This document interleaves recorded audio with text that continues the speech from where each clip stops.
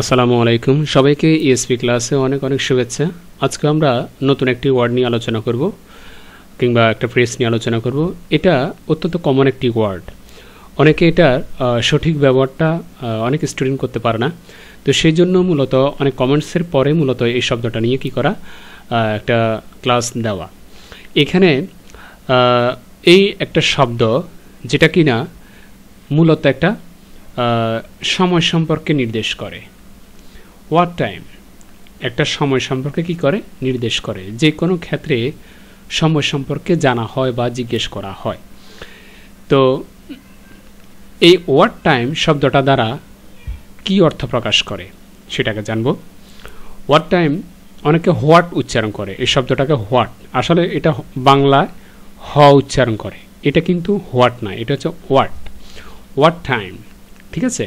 তো এটার বাংলা অর্থটা যেটা সবাই কমন জানে, সময় কত, সময় কত বা কটা বাজে, অথবা যে সময়, অথবা কোন সময়। এই যে বিভিন্ন ধরনের কথা লিখেছি হোয়াট টাইম, অর্থাৎ এটা যখন ব্যবহার হবে অর্থ অনুসারে এক এক সিচুয়েশনে এক এক সময় এক এক প্রেক্ষিতে এক এক বাংলা অর্থ প্রকাশ পাবে। সব সময় যে সময় কত হয়েছে বা কটা বাজে, অথবা যে সময়, অথবা কোন সময়, এই যে অর্থগুলো প্রকাশ পাবে তা কিন্তু নয়। আমরা যখন প্র্যাকটিক্যালি সেন্টেন্সে দেখব তখন আমাদের কাছে আরও ক্লিয়ার হয়ে যাবে। যেমন এখানে একটা সেন্টেন্স আছে, what time does the train arrive. এখানে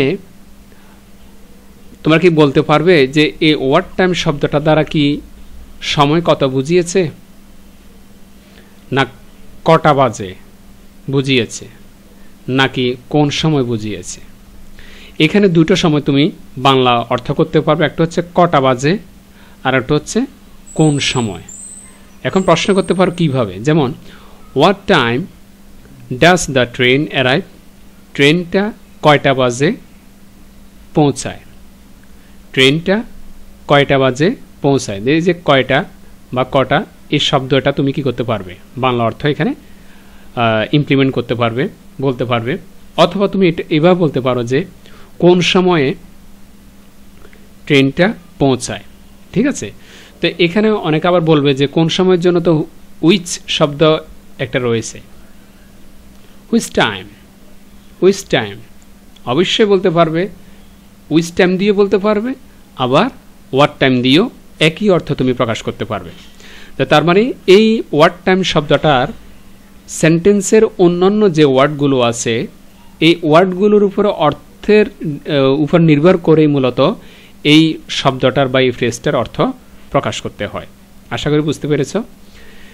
এরপরে আরেকটা বিষয় মনে করে দিই, যখন কোনো সেন্টেন্সের শেষে প্রশ্নবোধক চিহ্ন থাকবে তখন মনে করতে হবে এটা একটা প্রশ্ন জিজ্ঞেস করা হয়েছে, অর্থাৎ কিছু জানতে চাওয়া হয়েছে।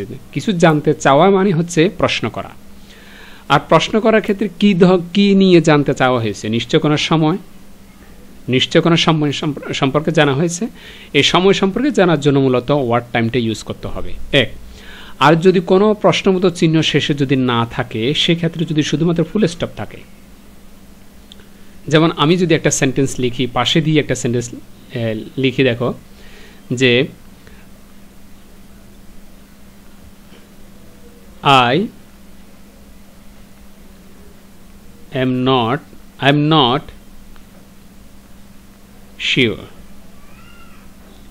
sure what time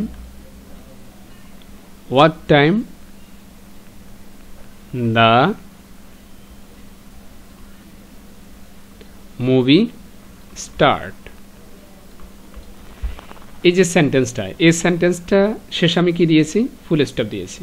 এখানে কোনো প্রশ্নবোধক চিহ্ন আমি দেইনি, প্লাস পাশাপাশি কোনো শুরুতে কোনো ডাব্লিউএইচ ওয়ার্ড কিংবা এই ওয়ার্ড টাইম শব্দটা ব্যবহার হয়নি, এটা মাঝ সেন্টেন্সে ব্যবহার হয়েছে। অর্থাৎ দুটো সেন্টেন্স যদি আমি বলি, যেমন দ্য মুভি স্টার্ট, এই সেন্টেন্সটাও কিন্তু সঠিক। কেন? এই সেন্টেন্সটার ভিতরে একটা ভার্ব আছে, ভার্ব ছাড়া কখনো কি হবে না, সেন্টেন্স হবে না। ওকে, আবার আই এম নট শিওর, এই অংশটাও কিন্তু স্বাধীন, এই অংশটাও কিন্তু স্বাধীন। এখন এই দুটো স্বাধীন বাক্যকে মূলত কি করা হয়েছে, এই ওয়ার্ড টাইম শব্দটা দ্বারা বা ফ্রেজটা দ্বারা লিঙ্কিং ভার্ব হিসাবে যুক্ত করা হয়েছে। অর্থাৎ দুটো স্বাধীন বাক্যকে যখন ওয়ার্ড টাইম দিয়ে যোগ করা হবে একটা সেন্টেন্সে রূপান্তর করা হবে, তখন ওই ওয়ার্ড টাইম শব্দটা লিঙ্কিং ভার্ব হিসাবে প্রকাশ পাবে এখানে।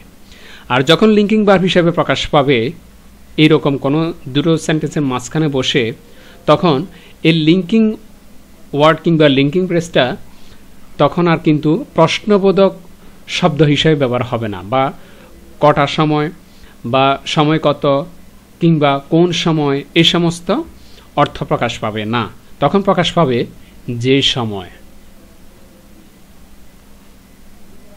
ঠিক আছে? অথবা কোন সময়, এটা তুমি যদি স্পেসিফিক বলতে যাও, অর্থের মিল যদি ঘটাতে চাও সেন্টেন্সের, তুমি বলতে পারবে। কিন্তু বেসিক্যালি কিন্তু এই যে সময় কথাটা কি হয়, প্রকাশ পায়। আরও একটা সেন্টেন্স যদি আমরা এখানে লিখি যে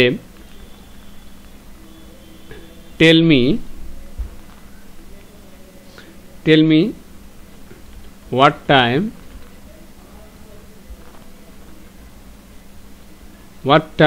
you will arrive, শেষে কি দিয়েছি, প্রশ্ন ফুল স্টপ দিয়েছি, কোনো প্রশ্নবোধক চিহ্ন দেইনি। এই যে কথাটা tell me what time you will arrive, এখানে টেল মি এটা একটা ইম্পারেটিভ সেন্টেন্স, তার মানে এটার ভিতর কি আছে, মূল ভার্ব আছে টেল, এটাকে আমি স্বাধীন ধরতে পারি। আবার ইউ উইল অ্যারাইভ এটা আমি স্বাধীন ধরতে পারি। তার মানে দুটো সেন্টেন্সকে কি করেছে, এই ওয়ার্ড টাইম শব্দটা দ্বারা যোগ করা হয়েছে। এখানে কি অর্থ প্রকাশ পাচ্ছে, tell me what time you will arrive, বলো, তুমি আমাকে বলো যে সময় তুমি আসবে। আমি এটাও বলতে পারবো কথাটা, যে সময়ে তুমি আসবে, এটার অর্থটা আমি যে সময়, এই কথাটা আমি বলতে পারি, যে সময় তুমি আসবে। অথবা আমি এটাও বলতে পারি কোন সময়,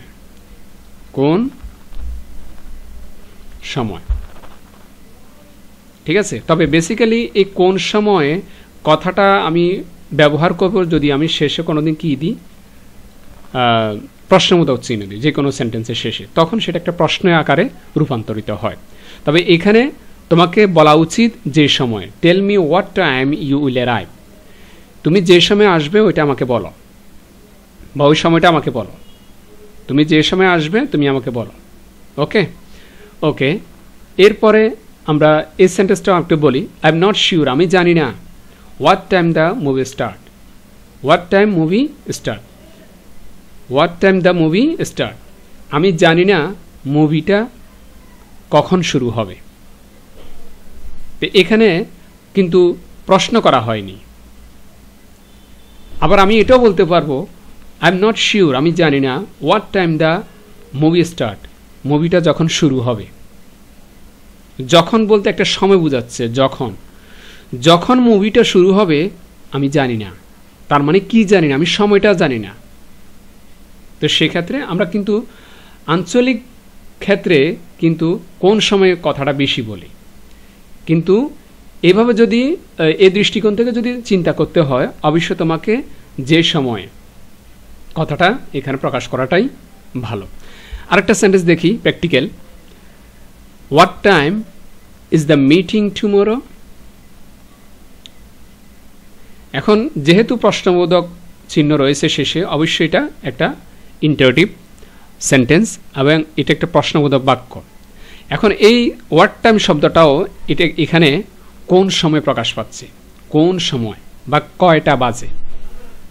ঠিক আছে, তুমি কয়টা বাজে বা কোন সময়, এখানে দুটো অর্থ বলতে পারবে, যে কোন সময় মিটিং শুরু হবে বা মিটিংটা কোন সময়, আগামীকালকে মিটিংটা কোন সময়ে, তুমি সময়টা জানতে চাচ্ছ, কোন সময় বা কয়টা শুরু হবে বা কোন সময়, যে কোনো একটা ইয়ে করতে পারবে, বলতে পারবে। আর যদি প্রশ্নবোধক চিহ্ন যদি না দাও, শুধু ফুল স্টপ দাও, তখন কথাটা হবে যে আগামীকালকে যে সময়ে মিটিংটা শুরু হবে। ঠিক আছে, তুমি এভাবে প্রকাশ করতে পারবে। এরপরে তৃতীয় নম্বর sentence, what time are you coming home, what time are you coming home. এখন এখানে অনেকগুলো অর্থ হয়, কয়টা বাজে বা কটা বাজে, কিংবা কোন সময়ে, কখন, অনেকগুলো অর্থ হয়। হোয়াট টাইম, যে তুমি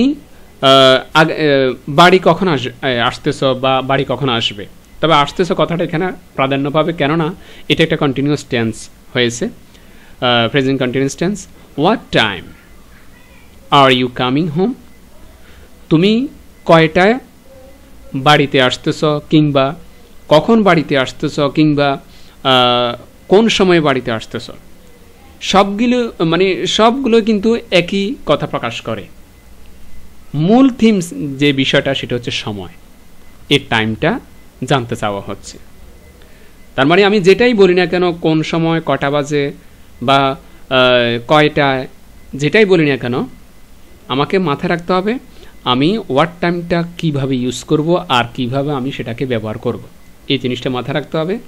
তবে যেই সময় কথাটা উল্লেখ হবে ওই সময়টার ব্যবহারটা আমি তোমাদেরকে দেখিয়ে দিয়েছি। ঠিক আছে, এভাবে আমরা বিভিন্ন ওয়ার্ডের সম্পর্কে জানার জন্য বিভিন্ন লেসন তৈরি করেছি তোমাদের জন্য। আর শুধু এতটুকু বলবো, প্লিজ চ্যানেলটা সাবস্ক্রাইব করে রাখো, যাতে করে এই রকম সুন্দর সুন্দর ক্লাস বা গুরুত্বপূর্ণ ক্লাসগুলো তোমরা পাও বা জানতে পারো এটা সম্পর্কে। যেহেতু তোমাদের আবার পুনরায় আগের মেথডটায় আসতেছে, তোমাদের এই সিস্টেমে কী হবে, গ্রামাটিক্যাল আবার সবগুলোই জানতে হবে। তো গ্রামাটিক্যাল বিষয় সম্পর্কে যদি খুঁটিনাটি না জানো, তাহলে কিন্তু লেখার ক্ষেত্রে বা যে কোনো পরীক্ষার ক্ষেত্রে, সেটা চাকরি পরীক্ষা হোক বা একাডেমিক পরীক্ষা হোক, তখন কিন্তু ব্যবহার করতে পারবে না যদি না জানো। তো সেই জন্য জানার জন্য অবশ্যই চ্যানেলটি সাবস্ক্রাইব করে রাখো, সবাইকে শেয়ার করে দাও, ভিডিওটা লাইক করে দাও। খোদা হাফেজ, আসসালামু আলাইকুম।